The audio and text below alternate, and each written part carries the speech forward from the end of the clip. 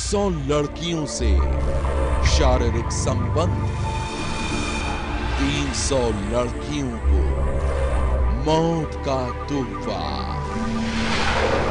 Ads के शिकारी का गुप्त खेल। कभी प्रेम जाल में फंसाकर तो कभी पैसों का लालच देकर वो लड़कियों से बनाता है असुरक्षित यौन संबंध, और उस संबंध के बाद ही लड़कियों की जिंदगी में मंडराने लगता है मौत का साया। दास्तान एड्स के एक ऐसे शिकारी की है जिसकी गुप्त साजिशों की कहानी के खुलासे ने अब सारे शहर में फैला दी है सनसनी। वो लड़कियों से नफरत करता है, वो लड़कियों को जान से मारना चाहता है और इसलिए लड़कियों से शारीरिक संबंध बनाकर वो उन्हें दे रहा है मौत का तोहफा। अब तक 300 लड़कियां उसकी साजिशों के गुप्त जाल में फंस चुकी हैं। अब तक 300 लड़कियों को वो अपना शिकार बना चुका है, लेकिन अब लड़कियों से असुरक्षित यौन संबंध बनाकर उन्हें लाइलाज बीमारी एड्स का मरीज बनाने वाला वो सिरफिरा पकड़ा गया है।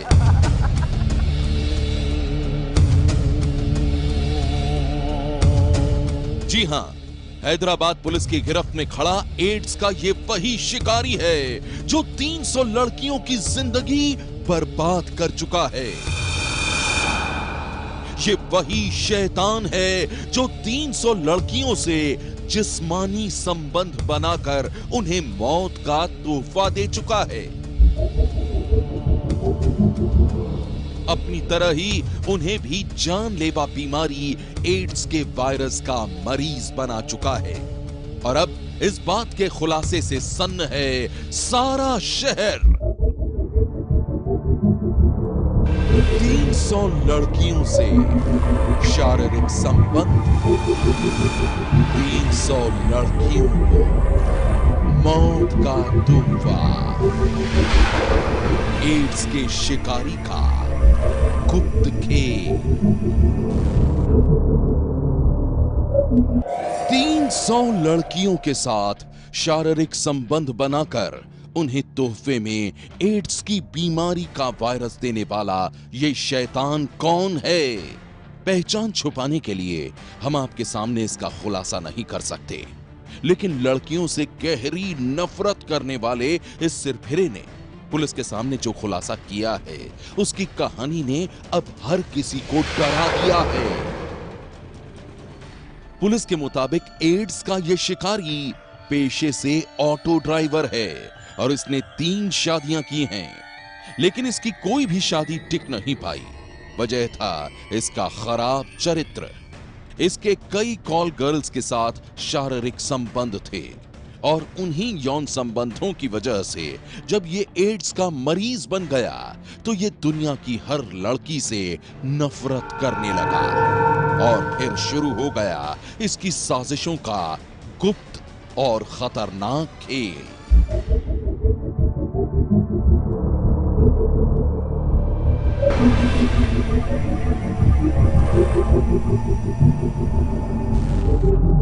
पुलिस के मुताबिक कॉल गर्ल्स के साथ बनाए असुरक्षित यौन संबंध ने जब इस सिरफिरे को एड्स का मरीज बना दिया, तो ये दूसरी लड़कियों को भी एड्स का शिकार बनाने लगा। किसी लड़की को इसने अपने प्रेम के जाल में फांसा, तो किसी को इसने पैसों का लालच दिया, और फिर उन लड़कियों से जिस्मानी संबंध बनाकर इसने उन्हें भी बना दिया एड्स के वायरस का मरीज।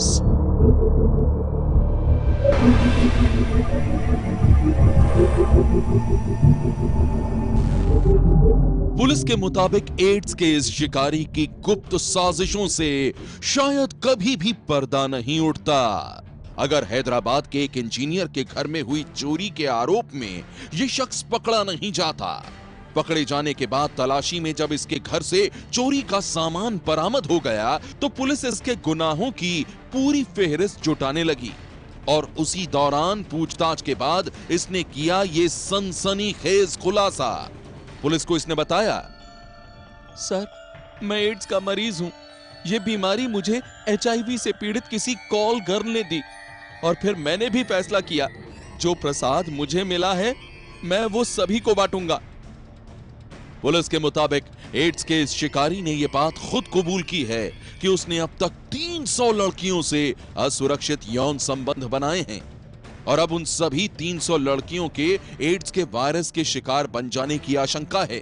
ऐसे में अब पुलिस उन लड़कियों को तलाश करने की कोशिश कर रही है ताकि उनकी पहचान सुनिश्चित कर उनका इलाज करवाया जा सके।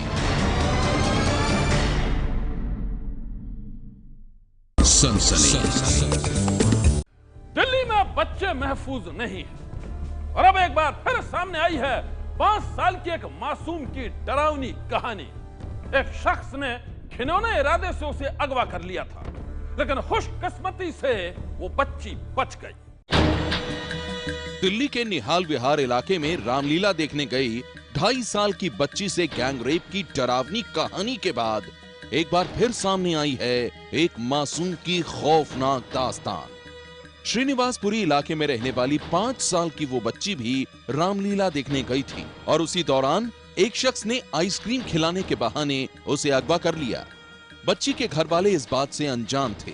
वो अपनी लाडली को ढूंढ रहे थे। तभी बच्ची के साथ खेल रहे कुछ बच्चों ने घर वालों को बताया कि एक अंकल उसे अपने साथ रेलवे ट्रैक की ओर ले गए हैं और फिर हड़कंप मच गया। वो रामलीला ग्राउंड में देखने के लिए गई हुई थी, बच्चों के साथ वहाँ पे खेल रही थी।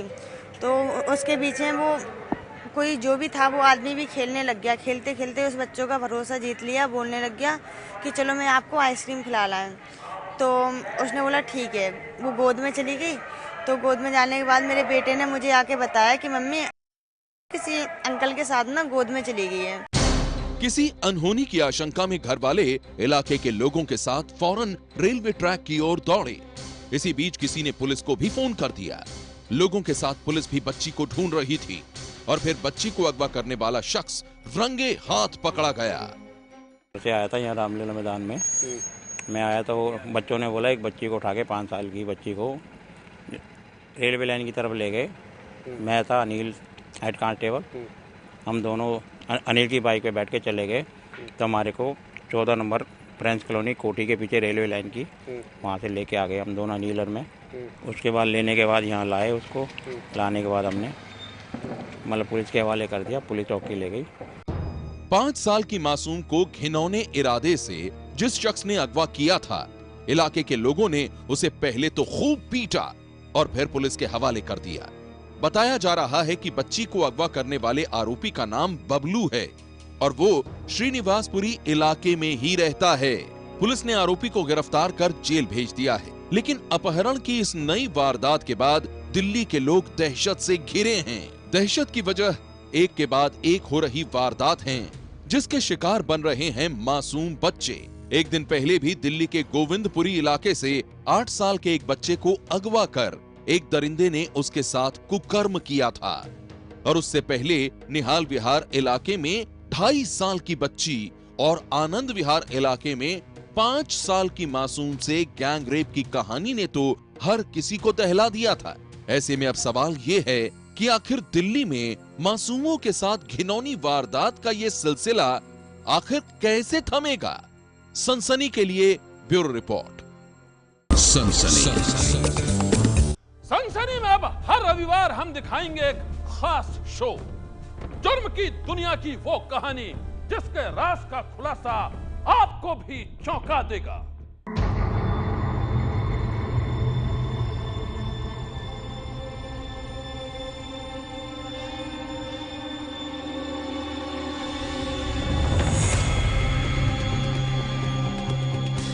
रात के सन्नाटे में न जाने कितनी चीखें दफन हैं।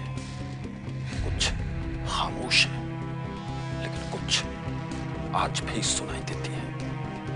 दहशत से भरी उन्हीं चीखों की कुछ कहानियां। सनसनी संडे स्पेशल।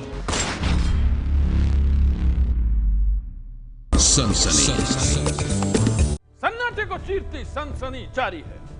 आगे देखिए, छेड़खानी की शिकार बनी एक लड़की के भाई के साथ दिल्ली पुलिस की बेरहमी।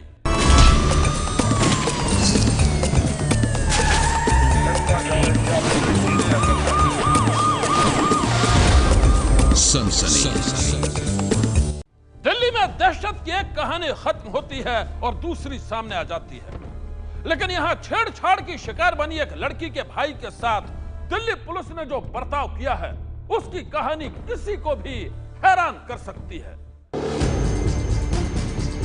अपनी बहन के साथ हुई छेड़खानी की शिकायत दर्ज कराने के लिए दिल्ली पुलिस को कॉल करना उसके लिए इतनी बड़ी मुसीबत बन जाएगा, ये साउथ दिल्ली के कोटला मुबारकपुर के एक भाई ने कभी नहीं सोचा था। रह रहकर अपने जख्म दिखाते हुए पीड़ित का कहना है कि उसे उम्मीद थी कि दिल्ली पुलिस छेड़खानी के आरोपी के खिलाफ कार्रवाई करेगी, लेकिन उल्टे पुलिस ने आरोपी को तो फौरन छोड़ दिया और उसकी इतनी पिटाई की कि हफ्ते भर बाद भी जख्म भर नहीं पाए हैं। उसने मुझे ढकेल के मेरे साथ मतलब हाथ जो है उल्टा सीधे जगह पे लगा दिया था। कौन था वो? रमन नाम है उसका।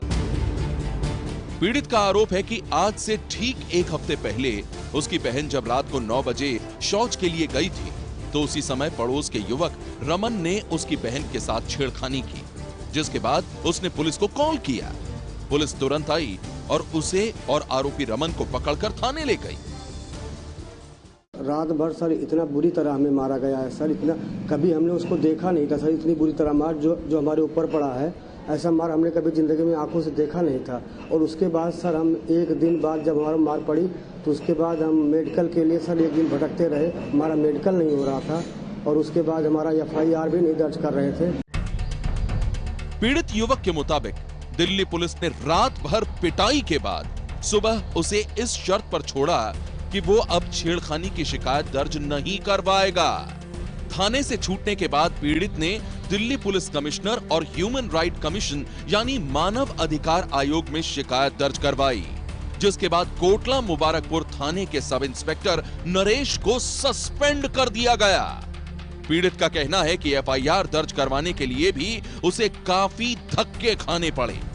इस पूरे मामले में दिल्ली पुलिस ने कैमरे के सामने कुछ भी कहने से साफ साफ इनकार कर दिया, लेकिन ये घटना आपके साथ आपके लिए हमेशा का दावा करने वाली दिल्ली पुलिस के उस बर्बर चेहरे को उजागर करती है, जिसकी वजह से आम लोग पुलिस को कॉल करने से पहले कई बार सोचते हैं।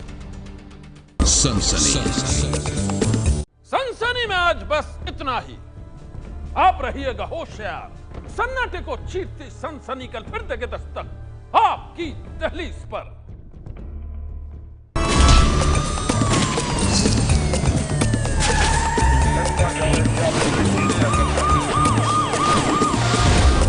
सनसनी।